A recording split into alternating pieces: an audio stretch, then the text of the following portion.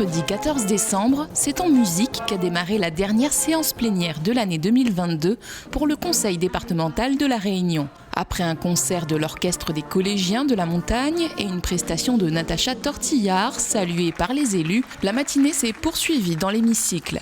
À l'ordre du jour figurait l'examen du budget primitif 2023 de la collectivité qui s'élève à 1,265 milliard d'euros, une augmentation de près de 47 millions d'euros au bénéfice de notre territoire et de ses habitants.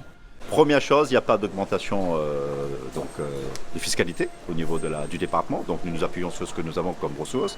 Des ressources qui sont certes liées à la conjoncture économique, puisque les principales ressources, je vous rappelle, la fiscalité sur 1,3 milliard d'euros, c'est environ 550 millions d'euros qui nous proviennent de la fiscalité. Cette fiscalité, elle dépend beaucoup de la conjoncture, taxes sur les carburants, taxes sur les tabacs, les droits de mutation et la TVA, depuis que la taxe d'habitation a été supprimée en France. Donc il est un budget ambitieux et volontariste, car les recettes dépendent de la conjoncture, mais nos dépenses dépendent de la réalité des besoins sociaux. Et ça, le département est formel, il nous faut être à la hauteur des enjeux.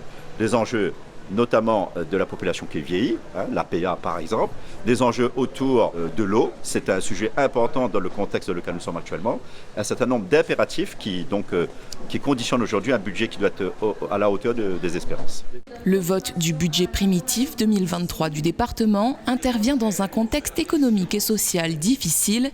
Pour autant, la collectivité réitère son engagement en faveur des Réunionnais et du territoire.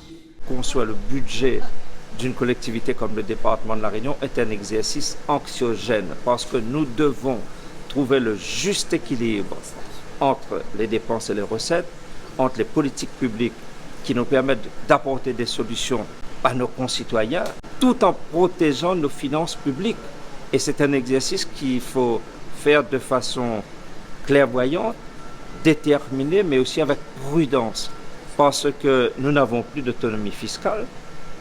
Nous n'augmentons pas la fiscalité, nous devons travailler avec les dotations qui nous sont octroyées et mon combat et celui des élus du département, c'est d'aller rechercher des recettes supplémentaires dans les fonds de dotation au niveau de l'État, au niveau de l'Union européenne pour poser des financements pour nos politiques publiques.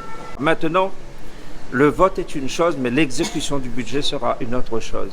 C'est pour cela que nous avons gagné la première étape qui est l'adoption du budget. Maintenant, il nous faut gagner l'étape la plus importante qui est de réaliser les actions, les opérations que nous avons prévues. Et c'est là aussi que nous sommes volontaires et aussi très engagés.